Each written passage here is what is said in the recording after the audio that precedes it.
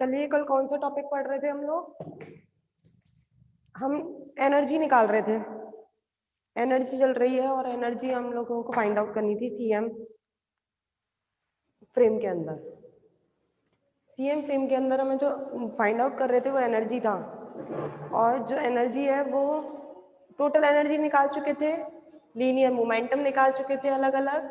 अब जो निकालना है आपको वो निकालना है इनका अलग अलग पार्टिकल्स की एनर्जी, वो एनर्जी फाइंड आउट कर रहे थे। चलो स्टार्ट करते हैं।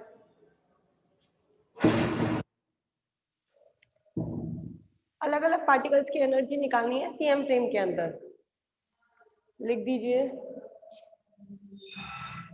थर्ड टॉपिक पढ़ रहे थे, energy of particles in CM frame. CM frame के अंदर एनर्जी ऑफ पार्टिकल्स निकालनी है। कौन कौन सी निकालनी है? E1 डैश और E2 डैश। डैश इसलिए लगाया है क्योंकि ये सीएम फ्रेम है। अगर ये एल फ्रेम होता तो इस पर डैश नहीं आता। सीएम फ्रेम के अंदर आपको अलग अलग पार्टिकल्स की एनर्जी निकालनी है, E1 डैश और E2 डैश की वैल्यू फाइंड आउट करके लानी है। वहीं से स्टार्ट करेंगे। कल मैंने 2-3 लाइन करवा दी थी, मैं दोबारा से स्टार्ट करवा रही हूँ क्योंकि मुझे याद नहीं है मैं कहाँ छोड़ के गई थी, इसलिए मैं शुरू से ही करवा रही हूँ वाला आर्टिकल। हम लोग ने कहाँ तक देखो, सबसे पहले हम लोगों ने निकाला मोमेंटम एनर्जी रिलेशन, यही लगाया था क्योंकि हमें डैश में फंक्शन चाहिए तो ई की वैल्यू चाहिए, और एनर्जी कहाँ से निकलती है? केवल इसी से, मोमेंटम एनर्जी रिलेशन से। मोमेंटम एनर्जी रिलेशन क्या होता है? Momentum energy relation E square equal to E square C square plus M square C P, यही होता है। और हमें फर्स्ट पार्टिकल की चाहिए क्योंकि E1 है तो E1 P1 M1, और डैश में चाहिए तो ये डैश और P1 डैश, लेकिन M पर डैश नहीं आएगा क्योंकि मास तो सेम रहता है दोनों के अंदर, मास में कोई चेंज नहीं होता। तो E1 डैश स्क्वायर कितना आया आपका? P1 dash square C square plus M1 square C4, ये डाली इक्वेशन नंबर फर्स्ट। और हमने P1 डैश की वैल्यू निकाली थी। हमने जब अलग अलग मोमेंटम निकाले थे तो उसमें P1 डैश और P2 डैश दोनों मोमेंटम निकाले थे, वहां से मैं P1 डैश की वैल्यू रख रही हूँ। कितनी थी P1 डैश की वैल्यू? लिखिए, वी नो दैट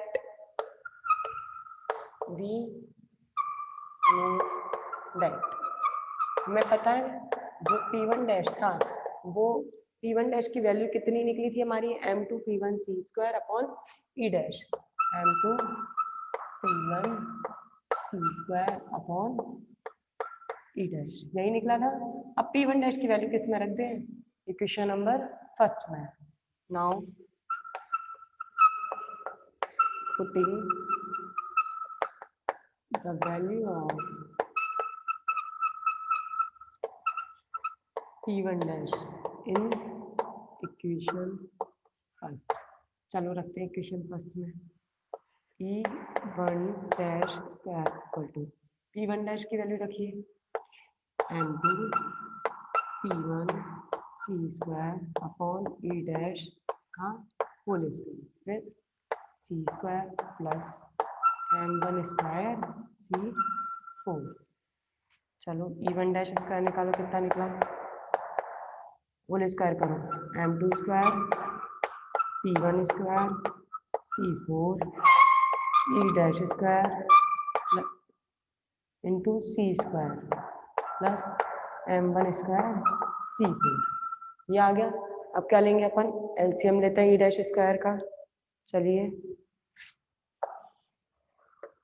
एलसीएम लेते हैं यहाँ से। E1 dash square equals to LCM क्या आएगा आपका? E डैश स्क्वायर, कितना बचा? M2 स्क्वायर E1 स्क्वायर और C4 और C स्क्वायर मिलके क्या हो जाएंगे? यहाँ देखिए, यहाँ C4 है या C स्क्वायर है तो मिलके क्या हो जाएंगे आपके? C6 plus M1 square C4 और E डैश स्क्वायर, ये आपका E1 डैश स्क्वायर की वैल्यू आ गई है। नेक्स्ट इक्वेशन डाल दीजिए जो आ रही है इसकी सेकंड। फर्स्ट इक्वेशन जो निकली वो E1 डैश स्क्वायर निकली, जिसमें हमने P1 डैश स्क्वायर की वैल्यू रख के क्या निकाल ली, यहाँ से E1 डैश स्क्वायर की वैल्यू निकाल चुके हैं।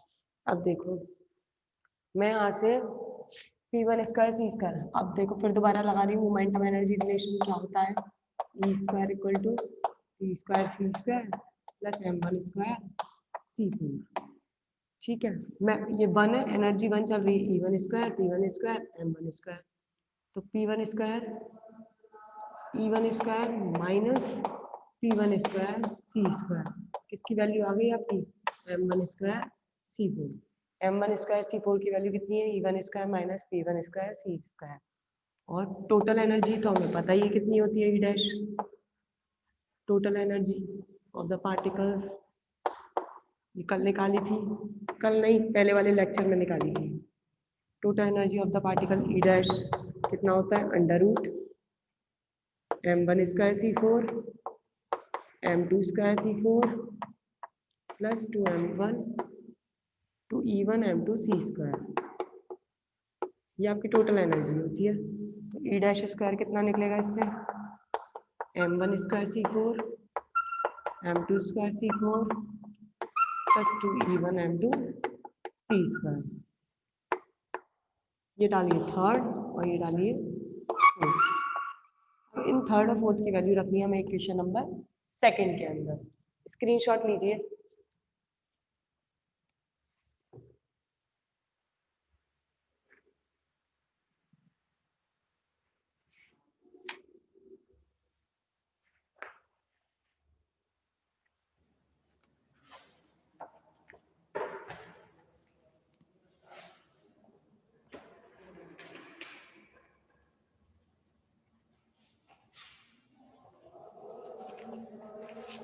स्क्रीनशॉट ले लीजिए।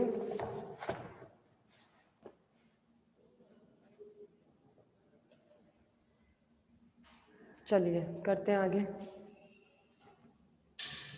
अच्छा इसको और देखिए यहाँ पर E1 square minus P1 square C square M1 square C4। मैं इसको ये भी लिख सकती हूँ E1 स्क्वायर, इसको इधर ले जाऊँ इसको इधर ले जाऊँ, ये भी लिख सकते हैं। मैं इसको रिवर्स कर रही हूँ, यहाँ तो ला रही हूँ मैं M1 स्क्वायर C4 और P1 स्क्वायर C स्क्वायर में इधर ले जा रही हूँ। P1 स्क्वायर ये भी लिख सकते हैं E1 स्क्वायर, ये इधर चले जाएगा, ये P1 स्क्वायर C स्क्वायर की वैल्यू रखेगी। अब मैं थर्ड और फोर्थ की वैल्यू किस में रखूँगी, इक्वेशन नंबर सेकंड में। स्क्रीनशॉट ले लिए सबने, चलो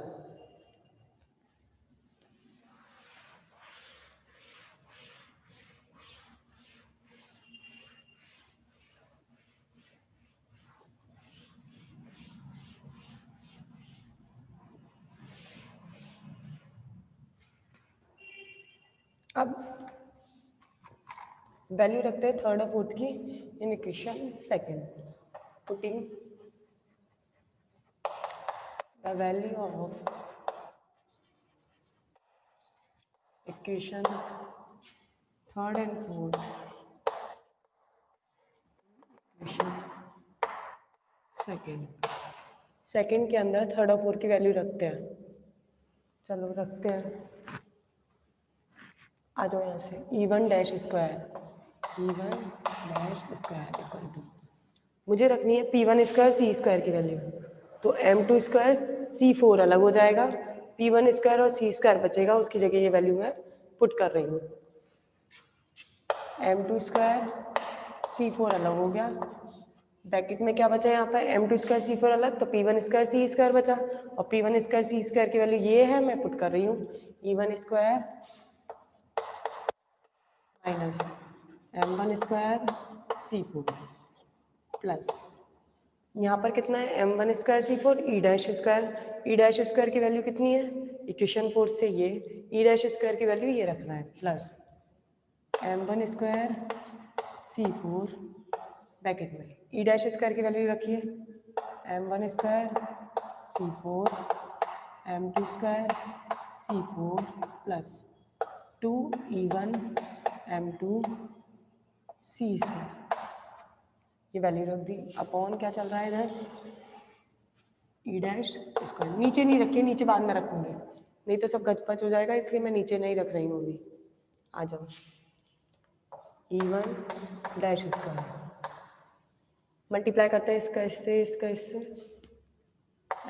M2 square C4 E1 square minus M1 square M2 square C4 और C4 C8 प्लस इसमें करते हैं M1 स्क्वायर और M1 स्क्वायर M1 8 C8, ठीक है, M1 8 और C8 प्लस इन दोनों का करते हैं M1 square M2 square C8 plus इसका करते हैं 2E1 M2 C स्क्वायर और M1 स्क्वायर C4।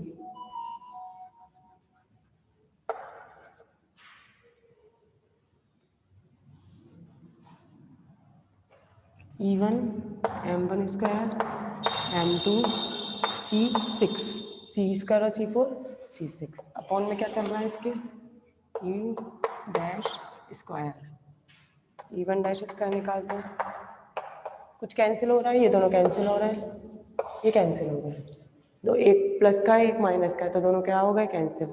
कॉमन ले लेते हैं, यहाँ C4 है, यहाँ C8 है, यहाँ C6 है, कितना कॉमन ले लिया मैंने C4 कॉमन ले लिया, क्या बचा यहाँ पर, पहले यहाँ देख रही हूँ क्या बचा, M1 की पावर 4 C की पावर 4, इधर क्या बचा C4 कॉमन आ गया M2 स्क्वायर E1 स्क्वायर, यहाँ C4 कॉमन आ गया 2E1 M1 square M2 C square, और नीचे क्या बचा आपका E डैश स्क्वायर, ये आपका नीचे बच गया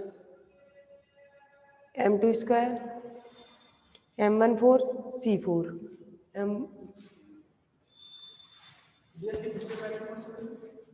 BSc फर्स्ट ईयर मैथ कौन सा सब्जेक्ट, मैथ्स तो अभी स्टार्ट नहीं हुआ, उधर रोका सर से पूछो, या तो फिजिक्स चल रही है। C4 कॉमन लिया, आपका बचा M1 4 C4, दूसरा भरा M2 square E1 square 2E1 M2 M1 square C square, ये बच गया। अब इसको होल स्क्वायर बनाते हैं, किसका होल स्क्वायर बन रहा है देखो M2 E1 plus M1 square C square का होल स्क्वायर बन रहा है, बनाते हैं।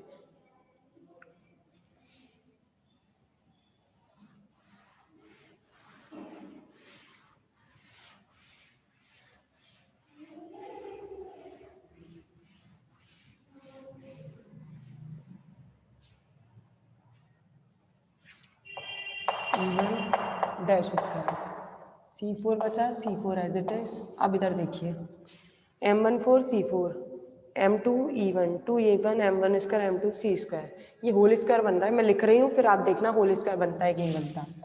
M2 E1 plus M1 square C square का whole square upon E dash square, कैसे देखो भैया A स्क्वायर तो M2 स्क्वायर E1 स्क्वायर ये रहा, B स्क्वायर M1 4 C4 ये रहा, plus 2AB 2 M2 E1 M1 square C square 2 E1 M1 square M2 C square, ये बन गया इसका होल स्क्वायर, तो मतलब E1 डैश स्क्वायर कितना निकला आपका C4 M2 E1 M1 square C square.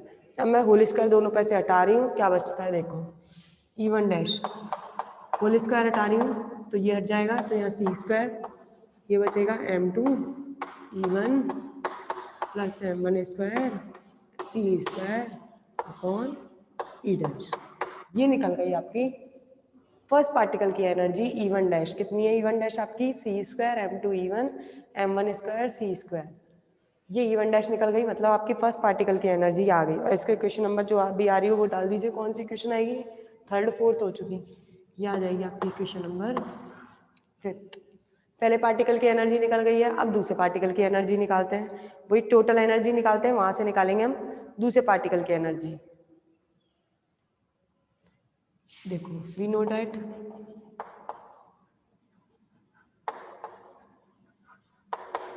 हमें पता है सेकंड, ये फर्स्ट पार्टिकल की आ गई है, सेकंड पार्टिकल की और निकाल रही हूँ। तो हमें पता है टोटल एनर्जी कितनी होती है dash square M1 square C4 M2 square C4 plus 2E1 M2 C square, मैं क्या कर रही हूँ, इन दोनों को इधर लेके आ रही हूँ, क्या हो जाएगा P dash square minus m1 square c4 minus m2 square c4 equals to 2e1 m2 c square P dash square m1 square c4 m2 square c4 2 नीचे ला रही हूँ इसके, किसकी वैल्यू निकलाई है e1 m2 c स्क्वायर, ये value निकलाई है मेरी e1 m2 c square की। चलो आगे करते हैं। अब इसकी वैल्यू मैं क्वेश्चन नंबर 5 में रखूंगी, 6 वाली। देखो e1 m2 c स्क्वायर है कहाँ पर, यहाँ पर, ये देखिए इसमें e1 m2 c square into कर देंगे c स्क्वायर से दोनों का, तो m2 e1 c स्क्वायर की वैल्यू कितनी हो जाएगी, ये वैल्यू इसकी जगह क्या कर देंगे, पुट करेंगे, तब e1 डैश की और एक और वैल्यू निकलेगी, स्क्रीनशॉट ले लीजिए पहले।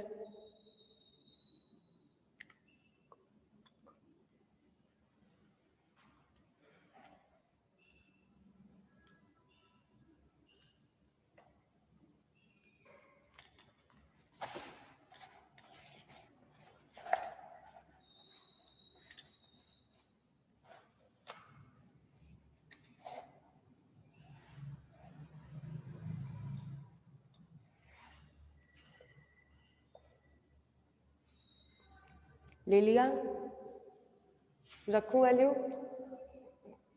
6th इक्वेशन का वैल्यू किस में रखनी है, 5th इक्वेशन में, रफ कर रही हूँ।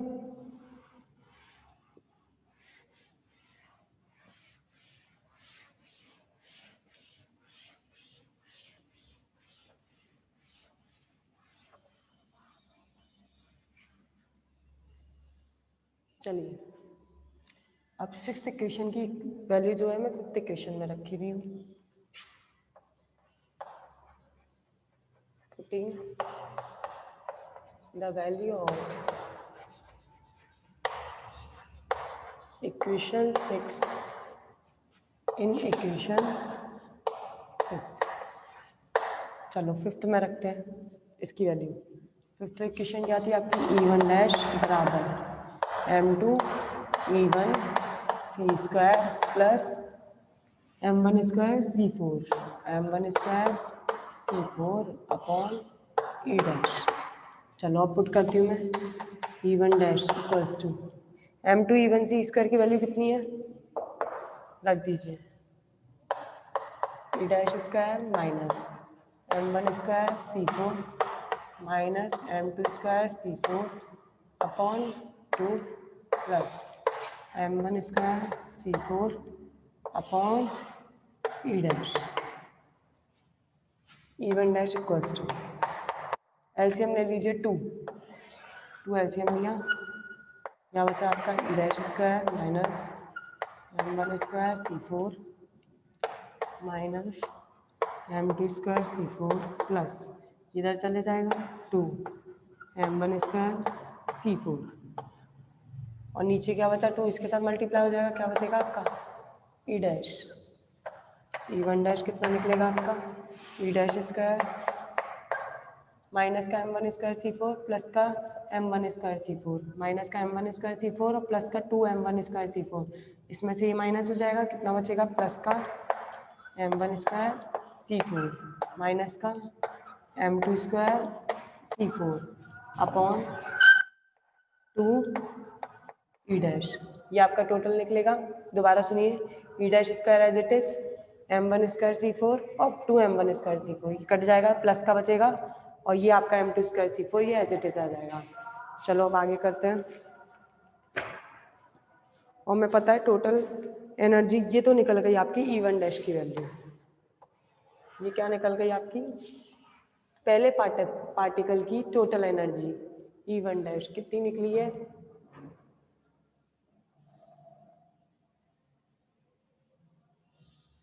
साफ नहीं दिख रहा, 1 मिनट रुको।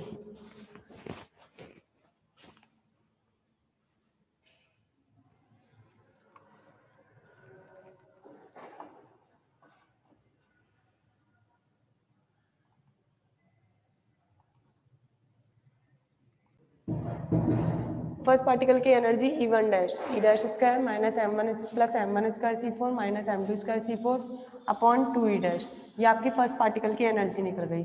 अब निकालनी है हमें सेकेंड पार्टिकल की एनर्जी। देखिए सेकेंड पार्टिकल की एनर्जी कैसे आएगी।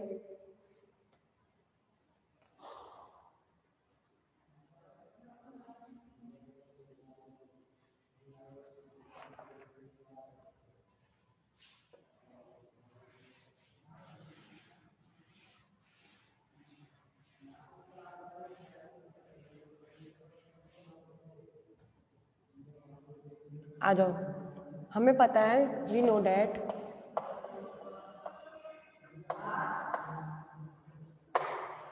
Total energy of the particle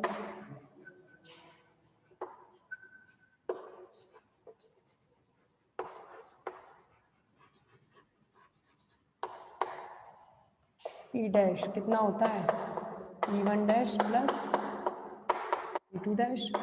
total energy दोनों पार्टिकल की एनर्जी का सम होता है।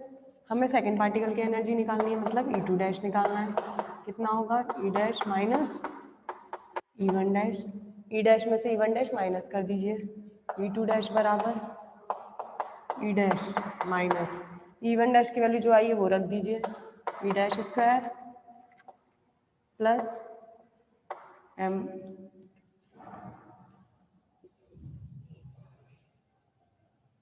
Plus M1 square C4 minus M2 square C4 upon 2 ई डैश। एलसीएम ले लीजिए। E2 डैश बराबर 2 ई डैश एलसीएम ले लिया, ये इंटू करा 2 ई डैश स्क्वायर माइनस ई dash square minus M1 square C4 plus M2 square C4।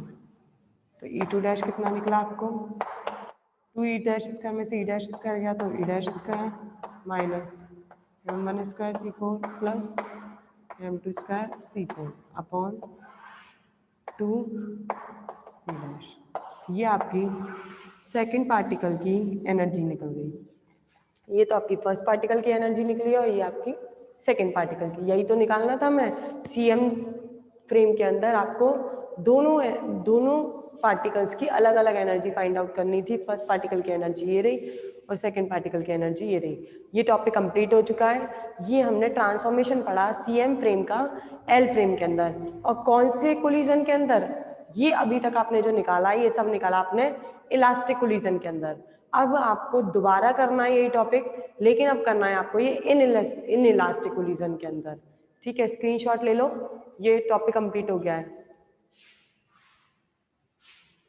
जो आप पढ़ रहे थे वो टॉपिक कंप्लीट हो चुका है कि इलास्टिक कोलिजन के अंदर CM फ्रेम के अंदर आपने टोटल एनर्जी फाइंड आउट करना। टोटल एनर्जी के बाद आपने फाइंड आउट किया इसका, टोटल एनर्जी के बाद क्या निकाला, अलग अलग पार्टिकल का मोमेंटम और फिर अलग अलग पार्टिकल की एनर्जी।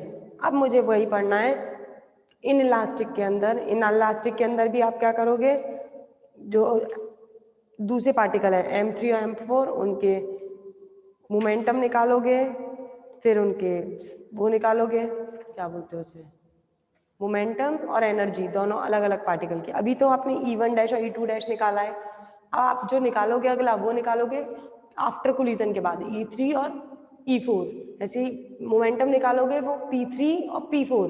अभी तक P1 P2 E1 E2 और टोटल एनर्जी E डैश। अब इन इलास्टिक कोलिजन के अंदर आपको बाद की निकालना है। बाद के लिए आपको करना है E3 E4 और P1 P2, ये दोनों निकाल के लाना है आफ्टर कोलिजन के लिए। स्क्रीनशॉट ले लो, टॉपिक कंप्लीट हो चुका है। नया टॉपिक इसी चैप्टर में, अभी एक नया टॉपिक, उसके बाद सब कुछ कंप्लीट हो जाएगा ये टॉपिक। और कुछ मैं कॉम्पटन इफेक्ट पढ़ाया था उसके न्यूमेरिकल्स करवाऊंगी मैं क्लास में, क्योंकि कॉम्पटन इफेक्ट के न्यूमेरिकल आते हैं पेपर में, तो मुझे वो वाला पार्ट अटेम्प्ट करवाना है, न्यूमेरिकल्स करवाने वो करवाऊंगी। रीजॉइन कर लो, रीजॉइन करो।